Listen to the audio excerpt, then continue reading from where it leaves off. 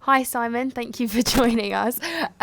So I just wanted to ask you first of all, like, could you explain to everyone listening, like, what your job is, like, what you do on a weekly basis? Yeah, so my job on a 9 to 5, Monday to Friday, I work in IT. It's not as simple as fixing computers. I can't fix computers. It's more process driven. I'm not going to bore you with all of that, but yeah, that's what I do during the week. And then at the weekends, I think what I'm here to talk about a little bit is the racing. Yeah.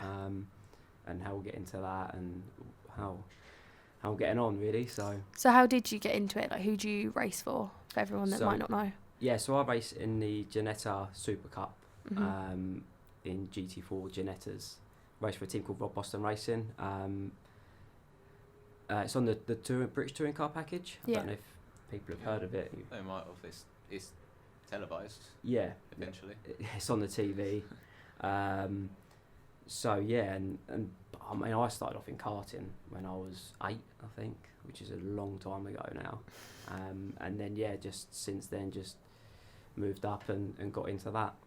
Is that, like, when you said you started young, is that what you always wanted to do, like turn that more from a hobby into a job on the weekends?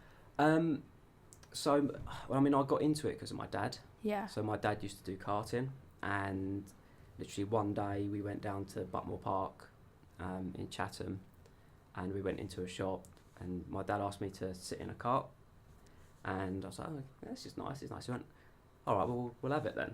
And basically that's how we started. I'm not sure my mum knew though, because when we got back, she wasn't impressed that dad had just bought me a kart for us. But yeah, I mean, for me, it's always been a hobby. I would have loved to have got into it professionally, but yeah, it's expensive as well. Well, it's expensive, but yeah, I mean, you have to be super talented. You need to know the right people. You do need to have the backing to get into it. Obviously, there are some naturally talented people that get into it and make a career out of it, but yeah, it's always been a bit of a hobby for me rather than a professional job. Would you if for the people listening that like cars and do karting, or when they were younger did karting, how would you sort of recommend they get into the sport if they wanted to do it full time? So, like, karting is like the foundations of motorsport these days. Yeah. You'll see a lot of people start off in karting. Like Lewis Hamilton started off in karting. A lot of the Formula 1 drivers have their own karting brand as well. Yeah. But yeah, I mean, get down to your local kart track and just jump in one and see if you like it, really. Yeah. I think some people, will take a natural interest in it and then just jump in it and be good and then enjoy it. Some people get in it and don't like it. Yeah. And then it's not for them. But I'd just get down to a local kart track, get in and go from there, really. What was your local track? Buckmore Park. Oh, okay. Yeah, I've done tens of thousands of laps around there. So many laps. But then you've got Bayford Meadows in Sittingbourne as well, which isn't too far either. Well, I mean, I love racing. I love stock cars more. So, you say Rob Boss, you won the team's championship, but you didn't win the drivers' championship. Yeah. So obviously there's some difference in equipment. No, so this year I didn't manage to do the full season just through budget.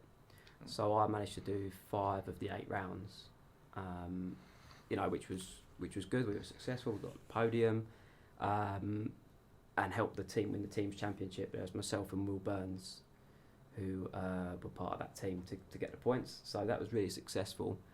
But yeah, I think if I'd done a full season, maybe be there or thereabouts. Might have been a bit of a stretch to win the championship, as it was my first year in the Super Cup car. But yeah, I think the reason for that is because I didn't manage to do all the rounds. Would you say like money and like sponsorship is like a huge part of the sport? Yes. Yeah. It is for me because I mean, I'm very lucky. I've got some loyal sponsors that have been with me. Some have been with me since I started karting, so 20 odd years ago, and some are more recent.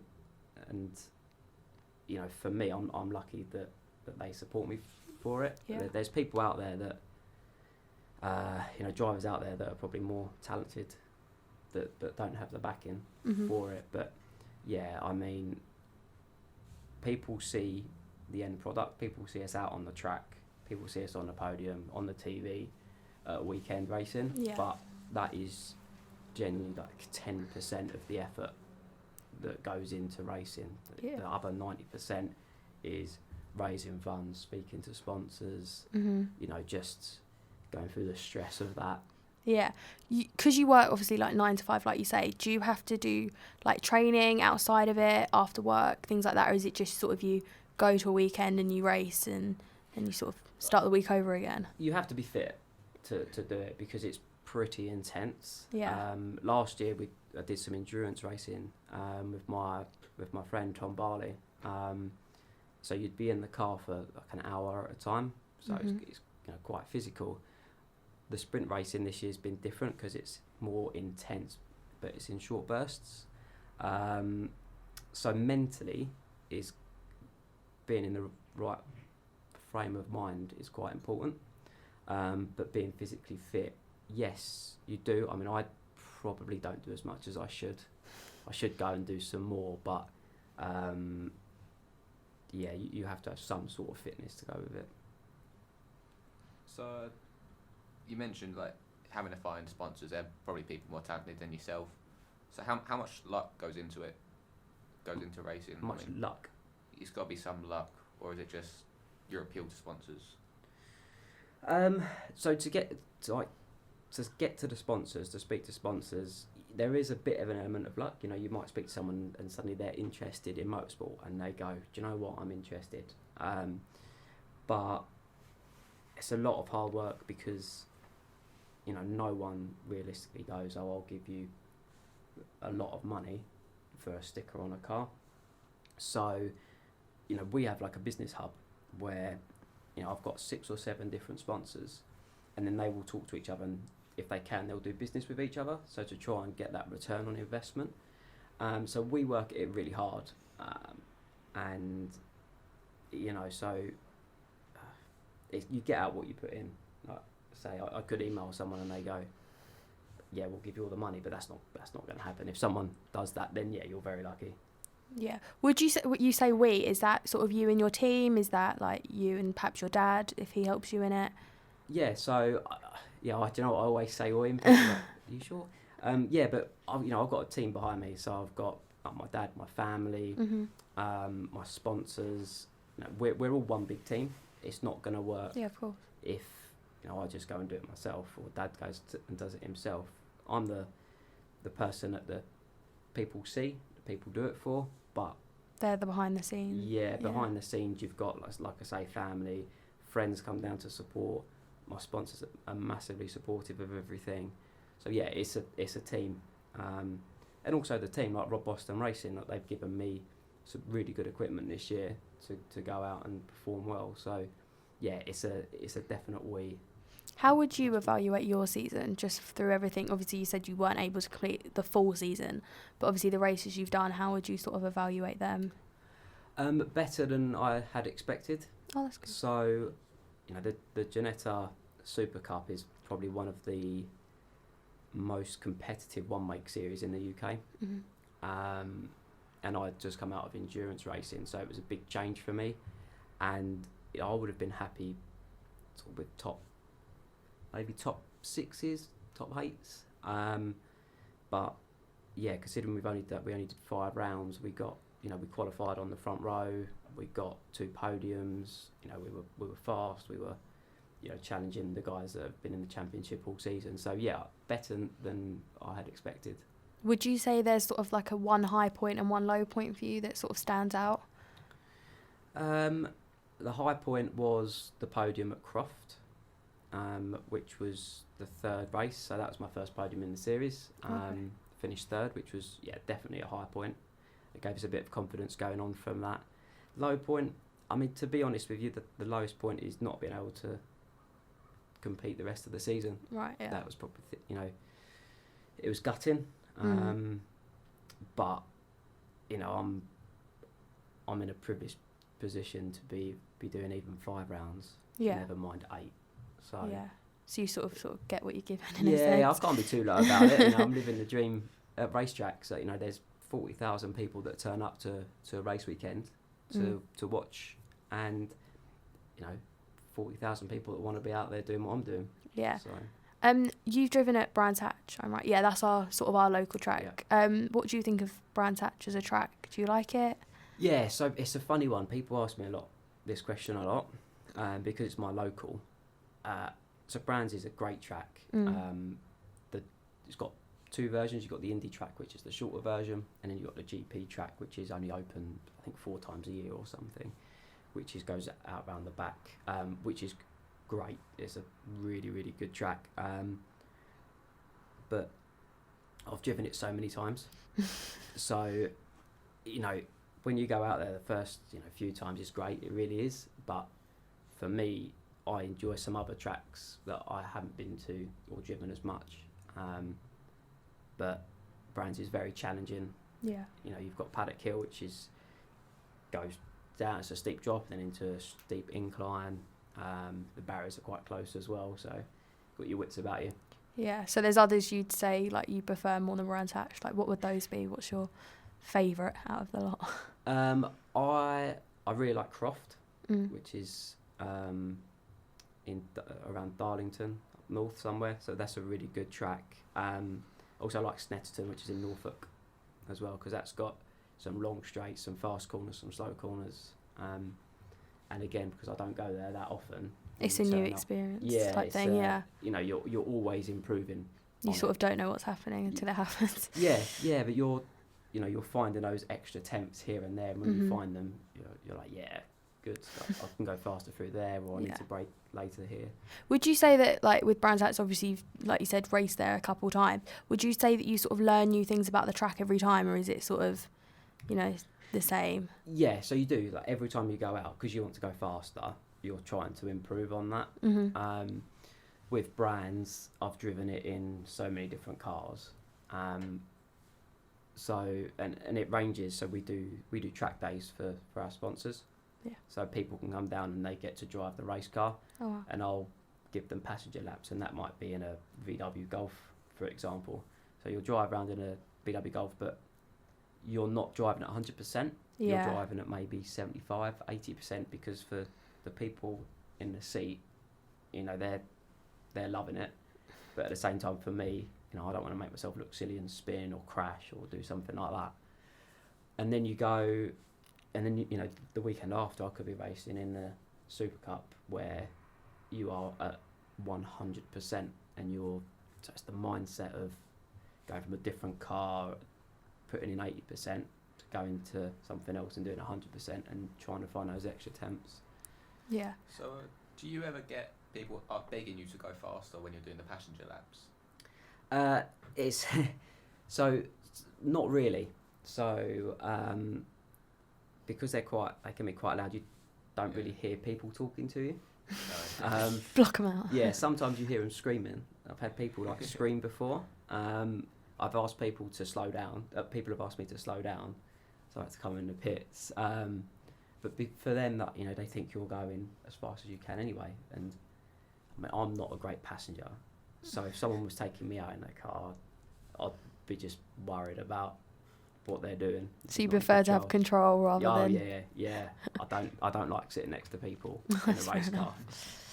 Is that because you just sort of know what you like to do rather than sort Just of letting 'cause someone I'm in else? control. Yeah, just the control factor of it. Yeah, basically, it's a bit nerve-wracking when you've got someone sitting next to you that sometimes you might not even know them,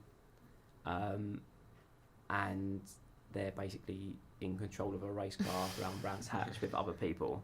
Weird it can feeling. be a bit intimidating. Yeah, so you just try and make sure they listen to what you're saying. Or just stay in the driver's seat. Yeah, either way. I'll do the passenger thing. Yeah, I prefer to stay in the driver's seat all day instead. Do you have ambitions for next season? Obviously, a lot of drivers have their goals of what they want to achieve for the following season to come. Like, have you thought of those, or? Yeah, so I wanted to do a full season in the Super Cup next year. Mm-hmm. That's our aim. So we will be working over the winter to try and raise the funds for that. And I think that if we can and we get a full season, you know, we'll be there or thereabouts in the championship. That would be the aim now, I think. Yeah, so it's just sort of making sure you complete a full season. Yeah, absolutely. How much like work goes into that winter break? Because obviously I'm a huge fan of Formula One, and I know that when the Formula One season ends, that's not it. No one goes home, and the car goes back to the factory, and then they improve on it. So how much is it like of an impact is the winter break for your sort of fresh season? So for the team will go back over the winter. They'll rebuild the cars. I mean, they do that anyway to an extent during the season, but they'll probably do a full refresh and reset for next year. So they'll use December, January, February. From my point of view, it will be speaking to the sponsors, trying to raise the funds, speaking to the team. It is non-stop, like for me, considering I've got a job as well. Yeah, it's a lot. Yeah, like I said earlier, 90% of it is the effort to try and get to the racetrack, and it is almost like a second full-time job to do. You've got like the ups and downs of it all. So, you know, you'll have a high of people wanting to get involved, have the lows of people saying no or pulling out or something. A mix of emotions. Yeah, absolutely. So, yeah, the winter time is a time for us to sort of reset and go again and try and raise some funds for it. Was there someone that you looked up to that did like what you're obviously doing, that wasn't perhaps full-time in the sport, that you knew sort of had a job but was also working hard? Like, did you have an idol, someone you looked up to that did that? I didn't have an idol as such in terms of a race driver that I looked up to or anything like that. I know it's strange to say, but I didn't. Obviously, I watched all the Formula One stuff and things like that, and like I said, I got into racing because of my dad, but he only ever did karting. He never got into like the cars and stuff like that. So, in terms of someone on a similar level of what I'm doing, to be honest, no, not really. Okay. If you told me sort of when I was younger that I'd be racing on the British touring car package, I probably would have laughed at you. Like, no chance. But I guess it just proves that, you know, with a bit of hard work and the right support, then you can get there. So you said that you sort of followed Formula One. Did you ever think of going into that aspect of motorsport, or was it just you did want to go into cars and racing like that? So when I started karting, it was the ambition to get to Formula One. I would have loved to have been in Formula One. You know, that was the pinnacle. But I didn't start my car career till quite late on. So I think I was 24, 23, 24. And I started off in single-seaters. Right. I did a bit of what's now called Formula 3 and now what's called Formula 4. So again, that was on the touring car pack. That's on the touring car package now. And then I got into tin top stuff in 2014, I think. Okay. And then it just went from there. Really. So it sort of went like the other way of what was. Yeah, and I enjoy the tin top stuff over the single seater stuff. So you'd say that you'd obviously, if someone gave you the opportunity to go into Formula One now, obviously have to work for it. Yeah. Would you still sort of stay where you are? So obviously, if I could get to Formula One, I'd go and do Formula One. Yeah. I'd love to, but you know, realistically, that is not going to happen. But you know, I'd like to go and do something like Le Mans. Okay. Something like that. Yeah. You know, that would be. I'd be happy with that. So, obviously, Graham met you at Brands Hatch. He tells like you were stood there, maybe trying to decide if you should put new tyres on. Is that how much input do you get, like pre-race, like setups and? So, in terms of setups, the team will have a base setup. So we'll turn up on the Friday for the testing. You know, we'll go out, we'll do the first session. You can make some tweaks here and there during the session. So you come into the pits, speak to the team, and they'll make some few adjustments. And then after that session, we'll then have a debrief, and that'll be the team boss. That'll be the guy that does the data, and then you'll have the drivers in there as well. And we'll go through some video. We'll go through the data traces, and we'll just have a discussion really about how the cars are feeling. So everyone's style is a little bit different. So what I have will be different to what Will would have, and what Will has would be different to what James has. So there's quite a bit of input in that session from the drivers, because the team need to know What works? yeah, basically what you want. But then, for me, I will say the car is doing this and leave the decision to what the team change on the car to them. I don't want to go to them and say, oh, you need to change this, you need to change that. I want to say the car's doing this and I want it to do this. So the team will go and do that. So we have a lot of input, but the team will sort of decide on the changes that are made. In terms of the tyre issue you just mentioned, it was the weekend was just wet and dry. There's no in between. Yeah, so when Graham was there, we were just talking about, do we go for some new wet tyres? So if it poured down with rain, yes, we needed to. If it didn't, then we would have stayed on the old tyres or gone to slicks. So those decisions need to get made, and I get quite involved in those decisions, in what we do. So in the end, we decided that we wouldn't buy some new wet tyres because we didn't need them, and the race ended up being on dries anyway. So it was the right call. Yeah. So, again, with the setups and all that, do you ever get some of that on SimWorks, your simulators? I have tried 2 simulators, and I threw up on both, like not in them, but I went on them and I had to get off. And yeah, I can't use the simulators. They don't work for me. They work for some people, but I don't use them. So when you're in the car, how different is that? Because obviously you have G-force pushing you back. Yeah, some people love them. They're just not for me. I would rather get in the car and get out on track and do a day or half a day's testing, rather than sitting in a simulator. That's just the way that Drivers are different. Yeah. Yeah. It's good if you want to learn a track. Mm-hmm. So if you've not been to a track before and want to learn it, then you can just jump onto the simulator, and you've got someone there sort of helping you. But yeah, I just don't use them. They're just not my thing. But yeah, obviously when you're in the car, it is different, because there's a lot more going on around you rather than looking at 3 screens. Mm-hmm. So, I know a few simulators, like maybe the ones at Brands Hatch, for example, they're still seats. You don't really swing around. If you were to use them, would you prefer still seats, or you can get some where they move around and try and give you the feel of the car? Yeah, I think so. The ones that I used the 2 times, they were still seats. So I think if they moved even more, it probably wouldn't work for me. No. So the still one, yeah, I say that I haven't really seen much of it. I only see them on like Facebook and Twitter and things like that, where you've got someone sitting in there and they're moving all over the place. I've never tried one, so I don't know if it feels the same, but there's no, you can't really replicate the feeling of sitting, inches from the ground in a proper race car.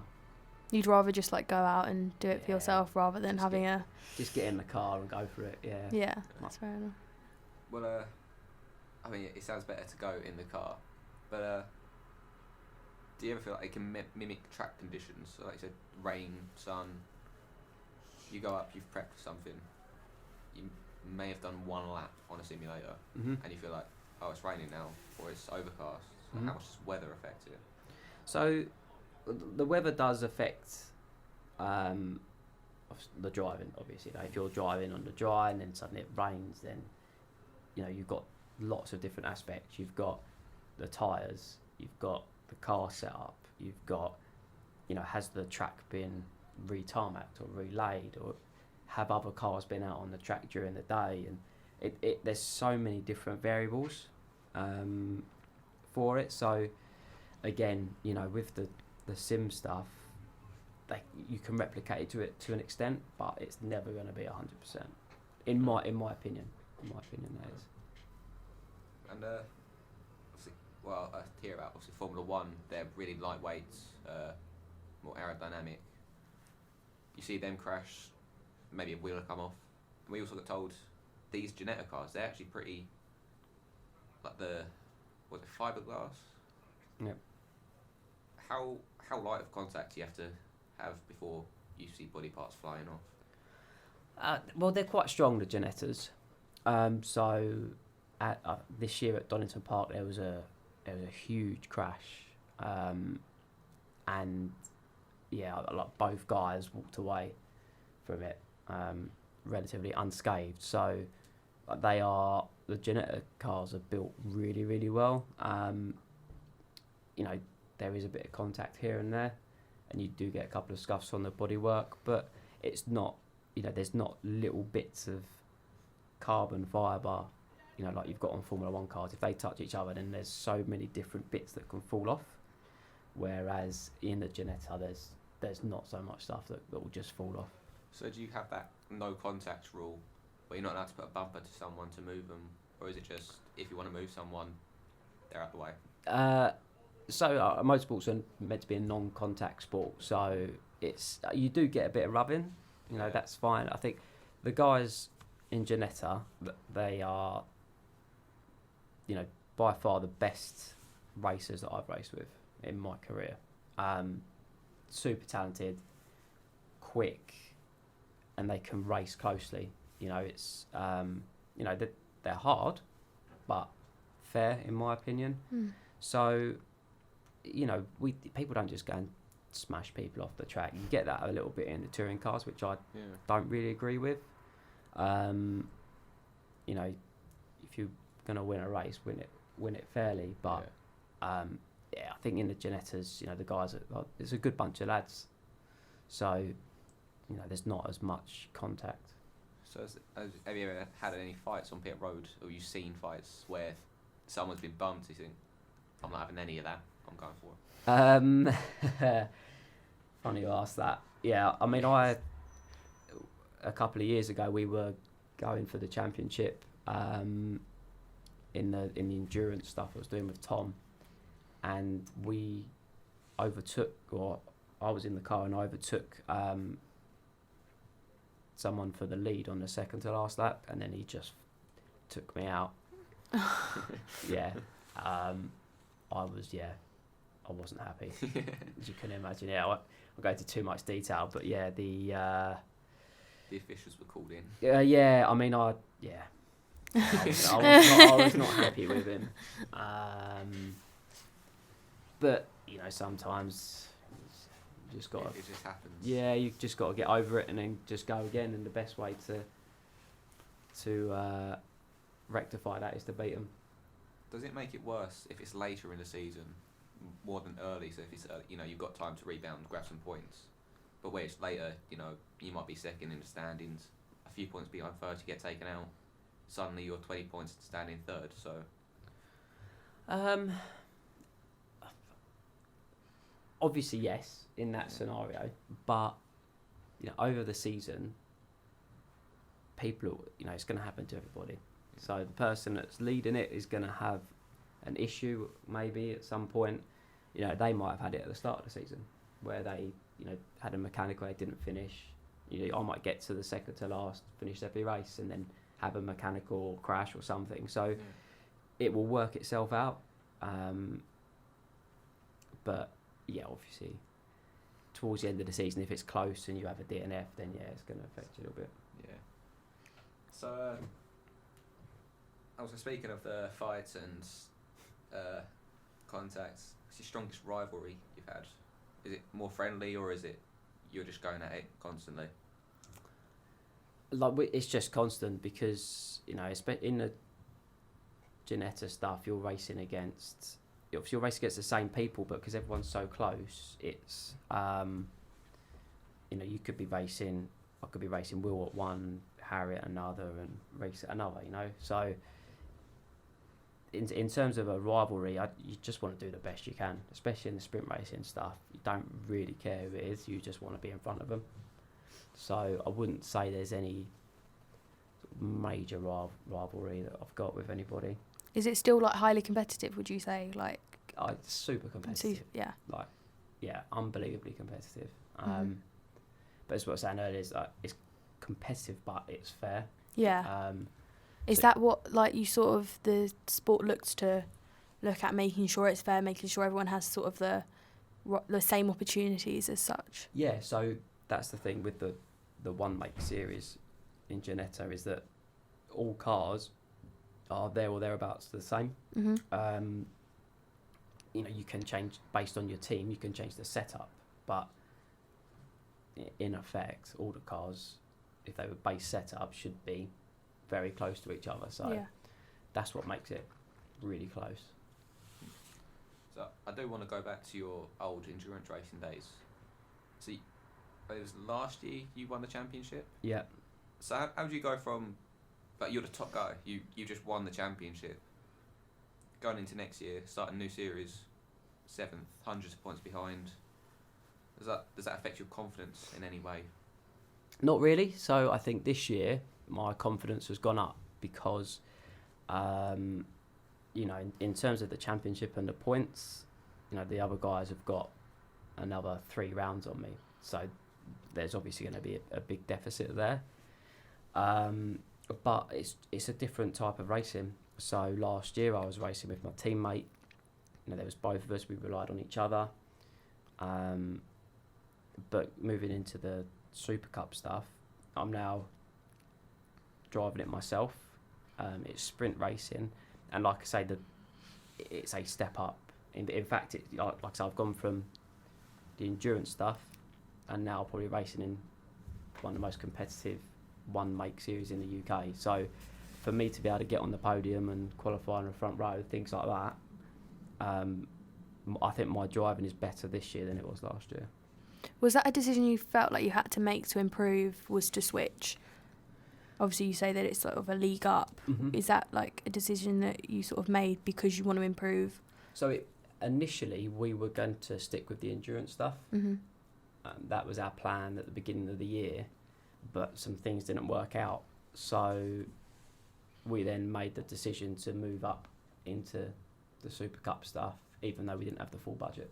So I could have gone and done endurance stuff and done the full season, but thought, you know what, let's go for it. Let's get up a level, and see how we get on. So initially we were going to do the endurance stuff, but ended up doing this, which was definitely by far the best decision. Mm-hmm. Do you see yourself switching to like another sort of league, going back to endurance, or is it like where you are now is sort of where you want to stay for a good while? Yeah, I'd like to stay where I am, Mm-hmm.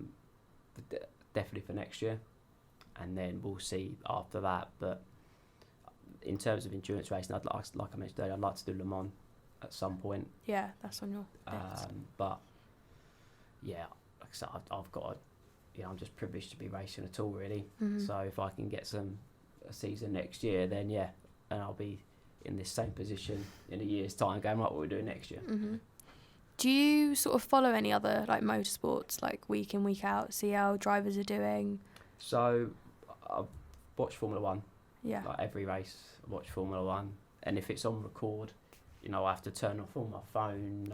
Yeah, I get so that don't go feeling. on Can't it. see who's won. Yeah, exactly. So yeah, Formula One, the touring cars, obviously as well. The IndyCar I follow Mm-hmm. in America Yeah. as well. So yeah, I mean, there's anything in my house. If I've got the remote, it's on some sort of sport. Mm-hmm. If it's motorsport or football or something, my wife hates it. But like the V8 supercars stuff. So Tom loves that, but he gets me to try and watch it every now and then. But I've seen it, and that's really good stuff. Yeah. So any sort of motorsport I'll watch. MotoGP as well. Yeah. I was going to say, so you like football, so is that sort of, even though it's still sport, is that sort of a way to not escape motorsport, but as in sort of to put your mind on something else in a sense? Yeah, so I use it as an excuse because I play 5-a-side football on a Wednesday, Oh, and then I play 11-a-side on a Sunday. oh wow. So Do everything. yeah, yeah. Well, it's good. And that's more for fun, like getting with the lads and playing some football and then having a beer and some food after. It's just good fun. But yeah, I'm a big football fan, so I love football. Mhm. That's on more than motorsport, I think. Yeah, I think Who's we're your all team? football fans in It's here. my team, so I support Newcastle, No, no, as you can tell from my accent. Yeah, I don't know why. I don't know why I ended up supporting them, but I do know. But yeah, so I follow them. But yeah, I follow any sort of football. Yeah, so it's just a sort of a way to have fun rather Yeah. than, because I suppose if you think about it, like motorsport really is your job. It's just a way to to escape. Who do you guys support then? I don't really support anyone, but my family follows Charlton a lot. Charlton. My dad's a Charlton fan. He probably knows my stepdad. Yeah, yeah, they're the only two fans in the stadium. I'm a Chelsea fan. Chelsea, Chelsea, all right. Thanks. My uncle, he would have made it 3, but he got kicked out. I don't Got know. kicked out of Charlton. Doesn't tell me why. Probably best, but Yeah. I don't think he's allowed back in the stadium. Well, do you know, my dad hasn't ever pushed me into supporting anyone, but if he had, I would have been a Charlton fan. Or I'd have ended up being a Charlton fan, which would have been a shame. Hold on. Yeah. But Well, yeah, at least you're in the Premier League. Yeah, no, I love football. It's just, that's something I've done since before I started racing, to be honest. Yeah, I so don't it's, put 'em. those are your two sports, you would say. Yeah, Yeah, yeah, for and sure. football cost me £5 a week. Like, Fair enough. yeah, It's a cheaper you know what I mean? version. Yeah, exactly. So I can do that, and yeah, that's a lot easier. So yeah, but obviously the racing takes precedence over that. So Yeah. if there's football a weekend, I have to not play that and Put that on record as well. Yeah, exactly, exactly. So, Yeah. yeah, I mean, I use the excuse I play football for fitness instead of going to the gym and stand on a running machine, but I just It's enjoy just a play- bit of enjoy fun. playing That's it, fair yeah, enough. Have you ever tried looking into other sports? So like basketball, baseball. I've tried most things. So at one point I wanted to be a snooker player. It's the only sport you can have a beer with. Yeah. I used to play rugby, but that's when I was a lot younger. That was in like secondary school. But yeah, I'm not muscly enough for that. Yeah, so I've tried anything. I'll try absolutely anything. Darts, give that a go. Can't have beer with that one. No, exactly. Can't So have fun. yeah, pretty much anything I'll give a go at. So talking about like Formula One, obviously you're a fan. What do you think about like the safety side of the sport? Obviously it's gone under question this season with everything that happened with the accident and sort of that major crash that happened and the guy walked away from. You know, when the car spun into the air and went into the wall. Did you see that? Yeah. So what's your opinion on F1 safety? Is that something that you think needs to be improved or? So F1, the safety standard these days is top level. Yeah. I think. Compare it to 20 years ago. It's definitely people have like worked towards making it a lot safer. Yeah, absolutely, and that's definitely at the forefront of anything at the moment, in my opinion. Especially with like the halo, things like that. So, I was sort of against the halo, but I think it maybe obstructs their vision a bit, made it a little more dangerous. So, not really. It's strange. So when you're racing, you don't look at what's in front of you. You look what's in way the distance. in front. Yeah. So that doesn't really. I don't think that will affect them.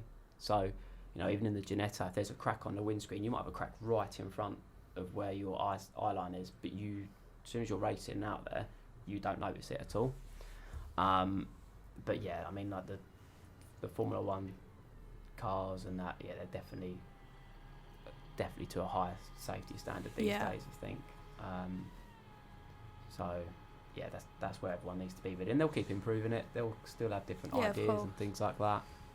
I think accidents are going to happen. Unfortunately, it's a sport that you are putting your life in your own hands when you do get into a race car, just because you don't know what's happened and obviously the speed and everything that they're all going at, I suppose. Yeah, you just don't know, do you? Like, you can play football and get injured, or you can walk down the street and get injured. I think that's the main point. Obviously, if you're doing what you love, like what you're doing as well, I think that's like a huge part of it in a sense. And motorsport, it is dangerous, but from a driver point of view, you know, if you're scared, then probably shouldn't be doing it. Yeah. Because, you know, it is a risk. But you know, the safety levels are so high. It's either a freak accident or something where you get really injured. So, is there someone you support in Formula One, or do you sort of look at everyone? I suppose it's not like football in the sense where you have a team. You do Formula One. You can look at everyone. So it's a really strange one because I'm a big Lewis fan. Mm-hmm. And obviously I want Lewis to win the championship. I also like Ferrari. So, you know, I don't mind. My preference would be Lewis to win. But we've got a fantasy Formula One. So, you know, like you get fantasy football. We've got fantasy Formula One. Yeah, they do that. You know, there's a group of us and there's quite a bit of banter and things like that. And obviously people want to beat me because they think that I'm in the know and everything like that. So I had Lewis in my team, but I'm second. And the guy in front of me's got Lewis in his team, so I've had to take Lewis out of my team. Oh. So I'm now supporting like the Ferrari and everybody else other than Lewis. Yeah, it's strange. Like, you know, I'm really happy that Lewis won the championship, but doing the fantasy thing like sometimes proves where it's a bit of fun. Where your loyalties might lie. Do I want to win the fantasy football, or do I want Lewis to win the championship? I think you can have both. Yeah, I'd rather win the fantasy Formula One, to be honest. Fair with you. enough. So yeah, I find myself watching the race and thinking, you know, I want someone like Grosjean to come up through the field. Oh God! Yeah, do you know what I mean? It's a really strange thing. So, look, Formula One for me has just got a bit boring. Fair enough. Yeah. It's, you know, I will still watch every race. But it's more like the same guy wins. It's just. I think a lot of people feel like that. Processional, like Mexico, you've got 4 people on 4 different strategies and they can't overtake anyone. Yeah. And yeah, Ferrari, I mean, they keep screwing themselves up, I think, with their strategy and things like that. So I think next season could be a big sort of change where a lot more people have a better chance, just with, you know, the likes of McLaren. They've done so well in the past couple of seasons with like Lando and Carlos this season. So I think there's more of a chance next season for the McLarens, perhaps the Renaults with Ocon going there. But yeah, well, next year will be interesting because the rule changes in 2021. So some people will put all their efforts into next year. Yeah. Some people will start their efforts for 2021 next year. Yeah, I think so. You know, if I was McLaren, I would be looking at 2021. Especially with the Mercedes engine, yeah, for exactly. Sure. So they've got that as well. People like Mercedes and Ferrari can do both. Yeah. So they'll be there, Red Bull probably as well. But, you know, even Williams, you know, I'd be looking at 2021 rather than. Yeah, I definitely think they are. Yeah, for sure. Yeah, so that'll be quite interesting. And I think the changes that they're going to bring out with the new rules in 21 will make a big difference. Mm-hmm. I hope it does anyway. Yeah, switches it up a bit. Yeah, it needs a little bit more. I don't know, more surprise. More opportunities for other people. Yeah, you know, because you like to think people like Lando Norris and Carlos Sainz in a McLaren, they're still fighting the Red Bulls. So yeah, for sure. If the cars were quite similar and they could race, could they be a bit further up? I think you can definitely see the improvements with them though, considering where they were last season to where they are now. Obviously, it's a huge improvement, but I think it's also that midfield is almost more competitive than the likes of Mercedes and Ferrari, because I think Haas did so well last season to not do as good this season. They haven't obviously been on top performance, so I think the midfield is almost as competitive as like Mercedes and Ferrari, which shouldn't sort of be how it is. Definitely, and you know, it's good to watch that, but again, there should be more overtaking, there should be closer racing in that midfield when there's not. But yeah, I just want to see other drivers get the opportunity, like George Russell. Yeah. He shouldn't be driving around at the back. That's what I... He's as good as Lando Norris and Alex Albon, and they're right up the front. So, you know, it'd be good to see Williams get a decent car or George to move up. But I thought he could have switched teams. I thought he might have this season, but no one's really moved. Everyone's sort of stayed put kind of thing. He'll need to stay with a Mercedes car. Mm-hmm. So, yeah. I'd imagine he'll stick with Williams and probably. So you're more of a underdog fan. So, you know, I can't think of his name. He wouldn't let Lewis Hamilton pass. You know, when teams are coming on the radio, say, all right, his car's to let him pass. We'll take second. Are you more of a fan where I'm not letting him? If he can pass me, he can pass me. Yeah. if you're racing for the lead, then yeah, I just want some hard racing. So Max Verstappen, he's now got it right, I think. Where when he first started, he was probably a bit too aggressive. But now he has got to the point where he will race hard, but knows his limit. Yeah, exactly. And the same for Charles in the Ferrari. So I just want to see racing. I want to see Vettel up against Hamilton. I want to see Max up against Leclerc. I want to see those battles. Competitiveness. Yeah.